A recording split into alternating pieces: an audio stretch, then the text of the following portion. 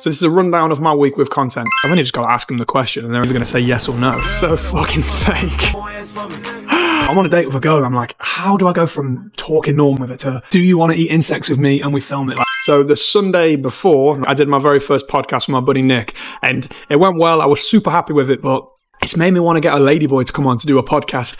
And originally I thought it was going to be pretty fucking simple. Like when I've been on nights out, I've seen so many ladyboys about, I thought like, I've only just got to ask them the question and they're either going to say yes or no. It's actually way harder than I first anticipated because to get one on to do the podcast, it's got to go through this finely tuned funnel that has a couple of parameters that just, you know, singles out a lot of people. First of all, we need a ladyboy. That's not that difficult, but you know, there isn't as many ladyboys as there is ladies and boys, put it that way. Secondly, we've got the first squeeze of the funnel. They can't beat a prostitute. Like, there's loads of ladyboys on Kosan roads, but they're all fucking prostitutes. And I don't want to do a podcast with a fucking prostitute. That's just not, it just doesn't feel right.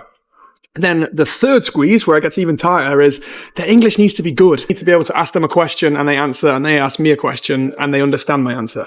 And then finally, the tightest part is they need to be attractive. Now, I'm not even saying it in a controversial way, like that there's not attractive ladyboys. Like I've seen loads that are really beautiful, some that you can't even tell. But for my video, I really want them to be a super attractive one.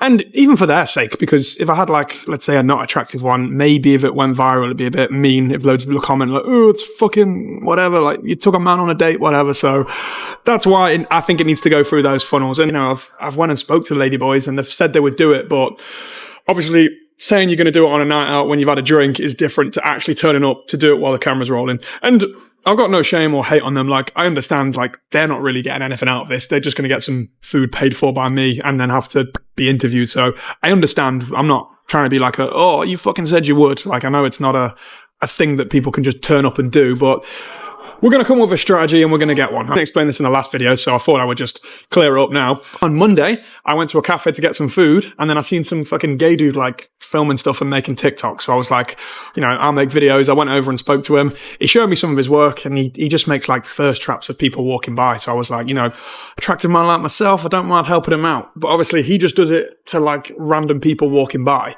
Obviously I fully well know what he's doing. So we're going to watch it now and we'll see my class A acting.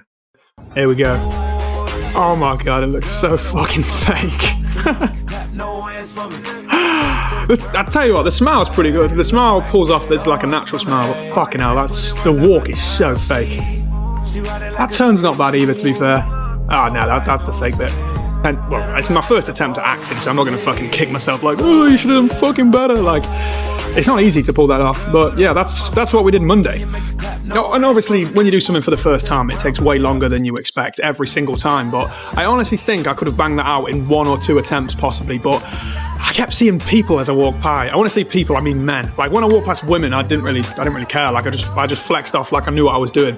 But every time I made eye contact with a man, I just started giggling and got over the cringe of like, what am I doing? I'm pretending to walk past some fucking guy for a silly TikTok. But we got over it in the end. I was just like, come on, this is what we do. We make videos, we're making a video. So we got over it in the end. But yeah, I wasn't expecting it to take like 7 fucking attempts. On Tuesday, there was a woman doing yoga in the hostel who also does YouTube. So we did a yoga session for her YouTube channel. And then it wasn't a full ice bath, but it was like dunking your face in basically. And it wasn't humiliating, but like, I like doing stuff that I'm good at. Like I'm a very competitive person and I don't know what the word is. It's not like narcissistic or braggy, but it's like, I like other people seeing me do good at things. Like, you know what I mean? I like doing something and everyone else seeing how good I am.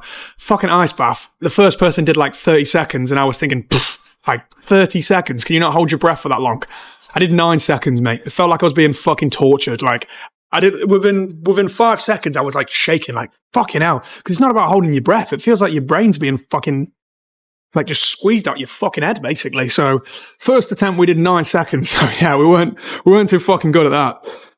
Then, obviously, because I saw she was live and I saw she was filming, I just asked her, do you want to be a guest on my podcast? And she said yes, and it went pretty well. I'm happy with how it turned out, basically. And Friday, my friend Colombian Karen. So I just started speaking to her and told her I filmed 2 podcasts this week. So would you like to film one with me? And she was super nice about it. She was like, yeah, of course I would. So then obviously I got my questions written out like that morning and just smashed it through. And I think that's the best one we've done. Like I was very happy with how that turned out. And yeah, it was a good fucking podcast. Saturday we went to the Muy Thai and that was fucking hell. That was one of the best nights I've ever been to. It was like $60, so 30 Great British pounds to watch people kick the shit out of each other.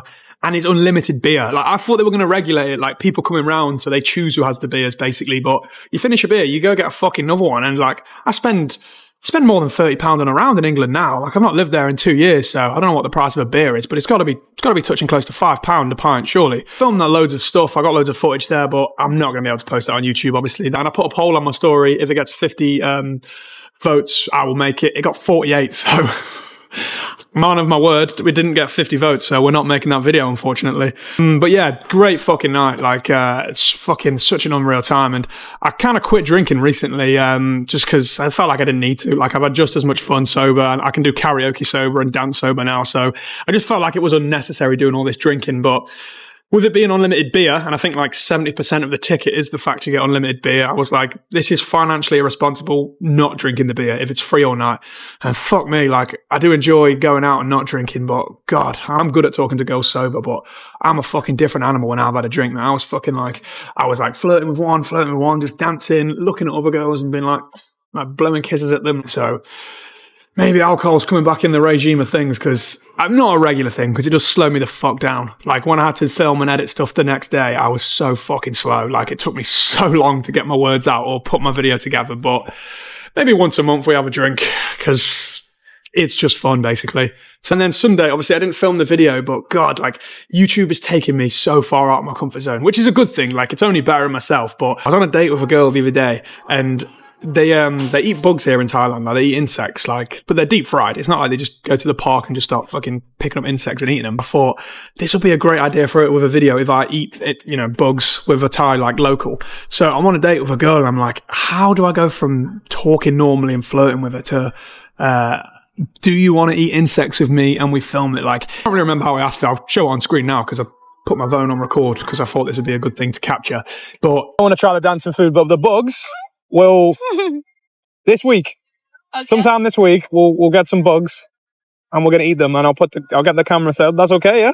That's okay to film, yeah? Oh, thank you. Yeah. That's basically for TikTok, yeah. Oh, thank you very much. I kind of remember just going to the toilet super tired, like you're either going to ask her and get a yes or no, or you're not going to ask her and never know, basically. So fucking hell, that rhymed. Oof.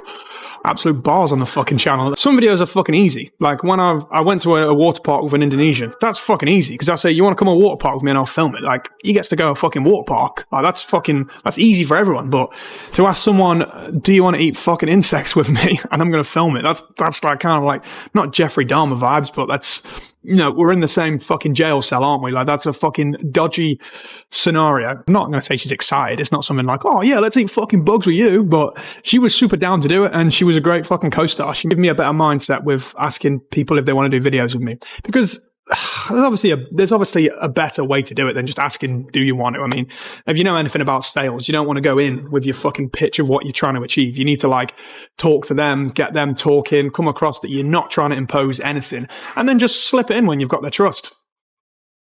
So that sounds fucking dodgy. But I don't remember what day it was, but I tried to film a video of me doing a basketball TikTok of me trying to jump and grab the rim. Because back in 2020, I could slam dunk a football.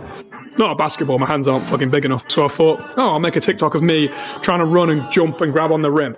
Now, I do believe I could do it, and I'm sure people will assume I'm making excuses, but it started raining, so the floor was super slippy, and the rim, I mean, I don't think I would have got it on that day anyway, but it was far too fucking dangerous, because obviously you've got to get a jump that high, you've got to run at your top fucking speed and leave the floor at like a big fucking powerful, like, explosive jump. So bit dangerous to do on a slippy floor, so we had to scrap that TikTok idea, but that's fine. Like, not everything's going to work out.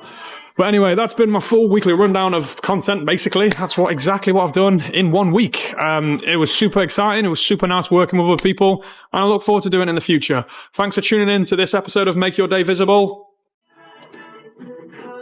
Peace.